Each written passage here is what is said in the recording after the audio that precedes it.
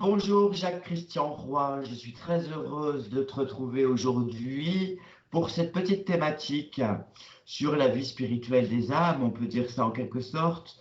Alors je rappelle quand même que Jacques-Christian Roy, pour toutes les personnes qui viennent nous retrouver, c'est une personne, alors on l'avait dit dans une émission précédente, c'est un humaniste, c'est quelqu'un vraiment qui a une portée, une amplitude dans sa réflexion sur les êtres. J'avais fait la comparaison avec le phare, parce que le phare, ça émet beaucoup de lumière, ça guide les bateaux au loin pour éviter les chavirements.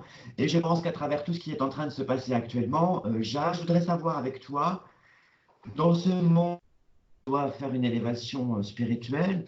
Est-ce qu'on doit aller vers un monde où tout est parfait?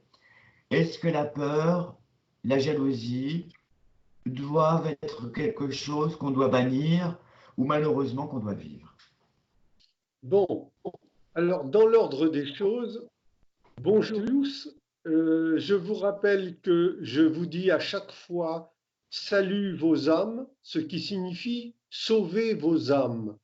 Sauvez vos âmes parce que vous voyez bien que dans ce qui est appelé la conjoncture, pas nationale, internationale, la conjoncture de l'humanité, vous voyez bien que rien ne va bien. Pourquoi? Eh bien, tout simplement parce que il y a une opposition entre l'immensité des matérialistes et la minorité des spiritualistes. Or, comme la loi du plus fort est toujours la meilleure, cela signifie que les matérialistes dans un monde matérialisme sont obligatoirement les plus forts. À partir de là, il n'est pas surprenant de voir que tout va mal parce que les matérialistes, autrement dit, ceux qui ont la main mise sur l'argent, et l'argent de façon colossale, n'ont qu'une idée en tête, c'est d'en prendre le maximum pour eux et de donner les miettes au reste de l'humanité. Alors, est-ce que le monde pourrait aller mieux? Mais la réponse, c'est heureusement qu'il ne pourrait pas aller mieux. Vous entendez ce que je suis en train de vous dire? Heureusement qu'il ne pourrait pas aller mieux, parce que cela voudrait dire qu'il y aurait eu une évolution telle dans l'esprit humain, il y aurait eu une évolution telle que on en serait arrivé à ce que tous les êtres aient compris que l'ivresse de la matière ne pouvait les mener que dans un abîme, dans un chaos. Or, ce qui est important, c'est de comprendre le sens de la modération et de l'équilibre. C'est pour ça que vous m'avez entendu dire sur d'autres réunions débats, spiritualo-matérialiste. Je suis un spiritualo-matérialiste. Bien sûr qu'il me faut de la matière. Tiens, l'été, je me mets un chapeau, je peux vous dire, hein, pour pas attraper une insolation. Donc, je suis matérialiste. Bien sûr, j'ai un logement, donc je suis matérialiste. J'ai une voiture, mais à moi d'avoir tout ça de façon modérée. C'est-à-dire à moi d'avoir tout ça, à vous de me ressembler, voilà ce que ça veut dire, de façon modérée dans le sens que je ne dois pas être dans l'accumulation des biens. C'est pour ça que je vous ai dit dans d'autres réunions débats, heureux ceux qui ne possèdent rien, ils seront libres. Mais heureux ceux qui ne possèdent rien, ça ne veut pas dire ne rien avoir. Mais cela veut dire ne pas être dans un esprit de possession. J'ai, Oui, tant mieux, j'ai moins, tant mieux, ça profite à d'autres aussi. C'est-à-dire, je sais me satisfaire de ce que j'ai. Si j'ai beaucoup parce que l'on me donne beaucoup, tant mieux pour moi. À vous aussi de m'imiter. oui. C'est-à-dire de faire en sorte de recevoir beaucoup de cadeaux de la vie. Mais pour recevoir des cadeaux de la vie, et là on en revient à un monde meilleur, pour recevoir des cadeaux de la vie, faudrait-il être meilleur soi-même? Moi, je pédale pour moi. Je ne peux pas pédaler pour vous. Vous ne tant que vous ne cherchez pas à vous améliorer, à devenir meilleur, vous ne pouvez pas recevoir des cadeaux de la vie. Or, les cadeaux de la vie, ça existe. Et puisque j'ai commencé en vous disant que l'esprit de l'humanité était ceci, cela, eh bien, je me permets de vous rappeler que l'esprit existe. Il est là à notre disposition en permanence. Et l'esprit n'est pas représenté par un Dieu monothéiste tel que vous y avez cru, ni par des dieux pluralistes. C'est nous qui sommes Dieu. Mais pour être Dieu, faut-il se remplir de vertus? Et votre gros problème, vous qui souffrez tous, c'est parce que vous êtes vide de vertus. C'est énorme ce que je suis en train de vous dire. Si vous avez un tant soit peu d'entendement, vide de vertus, ça veut dire quoi? Eh bien, ça veut dire que Jalousie, peur, tout ça, voilà, ça doit disparaître. même plus que ça, jalousie, peur, ce sont des sous-maladies mentales. La principale maladie mentale est la possession. Et je vous en ai sans arrêt parlé. La possession qui va déclencher l'orgueil de la jalousie ou du paraître. Parce que quand on est possessif, on devient obligatoirement orgueilleux. Ce sont des maladies mentales qui sont en fin de compte, je préfère dire, déséquilibres. Parce que le but de la vie, c'est d'aller mieux, mais en s'équilibrant, pas en prenant des médicaments. Or, à partir du moment où vous vous équilibrez en vous remplissant de vertus, eh bien, systématiquement, vous évoluez, vous vous élevez, vous faites votre ascension dite spirituelle. Ce n'est que ça, l'évolution spirituelle. Alors forcément, le sujet consiste à arrêter de s'occuper des affaires des autres pour lesquelles on ne peut rien faire, en fin de compte. C'est arrêter de s'occuper, de croire que l'on va changer la vie des autres parce qu'ils nous le demandent, mais on ne peut pas changer la vie des autres, même quand ils nous le demandent. On ne peut pas changer leur vie. Ce qu'on peut faire, c'est leur dire, vaudrait mieux que tu te comportes comme ceci ou cela. Accepte de réfléchir que là, tu étais dans l'erreur. Mais l'être humain, vous tous, vous n'en avez rien à faire. C'est pour ça que, en vous parlant comme je vous parle, si vous entendez que je parle juste, si vous entendez que je parle juste, mais je devrais avoir des millions et des centaines de millions de lecteurs, de téléspectateurs. Oui, mais tu sais, Jacques, et pour l'instant, il vaut mieux pas qu'il y en ait trop parce qu'après, ça va susciter un engouement. On va essayer de nous récupérer. On est libre, on ne dépend aucun dogme, d'aucune école, voilà. Donc forcément, c'est bien de pouvoir être libre. Alors, il y a notamment une qui m'a demandé, oui, mais j'entends l'écho du message de Jacques-Christian Roy. Oui, mais s'élever vers quoi quand on n'a pas les moyens, justement matériels, qui nous permettent d'avoir une décence dans la vie, parce que peut-être qu'il y a des vies qui sont un peu fragmentées par des épreuves, hein, et qu'il est parfois difficile à des êtres un peu plus fragiles de pouvoir rebondir. Alors, c'est une question qui paraît intéressante, mais qui n'a pas trop sa place ici. Parce que pour que cette question ait sa place, il faudrait reprendre le début de nos interventions, voilà, de nos vidéos. N'oubliez pas que vous n'êtes pas né d'aujourd'hui. Les corps que vous voyez, la tête que j'ai, ce n'est que ma tête, ce n'est pas l'esprit. Et vous, les corps que vous êtes, ce ne sont pas des corps auxquels il faut donner une importance, c'est à l'esprit que vous êtes qu'il faut donner une importance en premier. Donc, puisque c'est l'esprit qui domine la matière, si vous avez des problèmes de matière, c'est que ça vient de l'esprit. Ça veut dire quoi tout ça? Ça veut dire qu'il est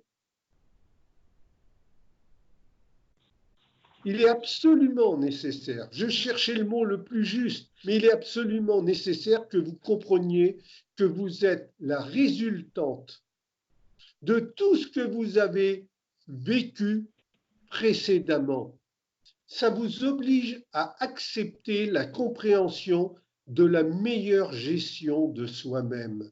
Et la meilleure gestion de soi-même, c'est une succession d'incarnations.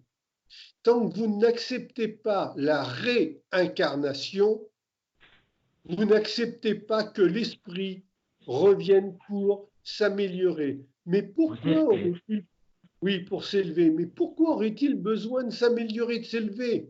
Mais parce que quand vous êtes en partie d'esprit, que je suis, que vous êtes tous individuellement, quand vous êtes venu faire votre première expérience de la matière, eh bien, les parties d'esprit que nous sommes tous individuellement se sont embourbées, se sont enivrées de matière. Et je vais dire un terme plus fort, se sont enfermés dans la matière. C'est pour ça qu'on vous dit que la Terre, c'est l'enfer. Mais il n'y a pas d'enfer. La Terre, c'est l'enfer comme le paradis. Et au fur et à mesure de vos comportements d'ivresse dans la matière, vous vous êtes mal comporté envers ce que vous avez vu, c'est-à-dire les autres formes d'incarnation, et vous en êtes rendu aujourd'hui, en fin 2019, et ça va continuer encore, à détruire même la matière sur laquelle vous êtes posé. Vous vous rendez compte à quel point vous êtes conditionné à vous croire supérieur, intouchable, avoir le droit de faire n'importe quel contour et tour de conditionné, encore une fois. Eh bien, tout ça, ce sont les sacs à dos invisibles qui sont nos mémoires karmiques, dites mémoires akashiques, qui font que ces mémoires de mauvais comportements, entre parenthèses, de comportements irrespectueux envers d'autres formes d'incarnation, eh bien, remontent, sans que vous le vouliez, à votre conscience et font que vous avez des réactions par moment que bien souvent, la dite réaction passée, vous vous mordez les doigts en vous disant « j'aurais pas dû faire ça ». Qu'est-ce qui m'a pris? J'aurais pas dû répondre ça. Mais ce sont des réactions des réactions de karma, c'est-à-dire des réactions karmiques, et non pas parce que vous avez un mauvais karma, mais parce que vous vous êtes fait un mauvais karma. Et quand je parle de chance d'avoir ce qu'il vous faut pour vivre agréablement, eh bien la chance, c'est la résultante de toute cette suite de bons comportements. Et la malchance, ce que vous appelez la malchance, c'est la suite des mauvais comportements que vous avez eus. C'est pour ça que je vous dis, mais vous êtes vide de vertu. Remplissez-vous de vertu. Tous les jours, je suis avec des êtres qui me disent, c'est intéressant ce que vous dites. Je travaille sur moi. Ils me font doucement rigoler. On rentre dans un restaurant, ils disent même pas bonjour au serveur qui leur dit bonjour. Ils croient que vous croyez que tout vous est dû. Vous êtes grossier, insolent, sale. Mais allez vous faire voir. C'est pas ça la vie. Ça, c'est la vie que vous faites. C'est la vie dans laquelle vous êtes en train de vous enfoncer de pire en pire. Vous vous rendez compte que vous achetez, si vous êtes parent, vous achetez à des enfants des tas d'appareils électroniques qui coûtent très cher. Alors que dans toutes les bibliothèques municipales, vous avez des appareils électroniques qui ne portent pas le même nom. Forcément, ça ne s'appelle pas électronique, ça s'appelle lecture. Et c'est des livres. Et comme on dit en plaisantant, c'est vrai qu'ils ne tombent pas en panne. C'est vrai qu'il n'y a pas besoin de batterie. C'est vrai que...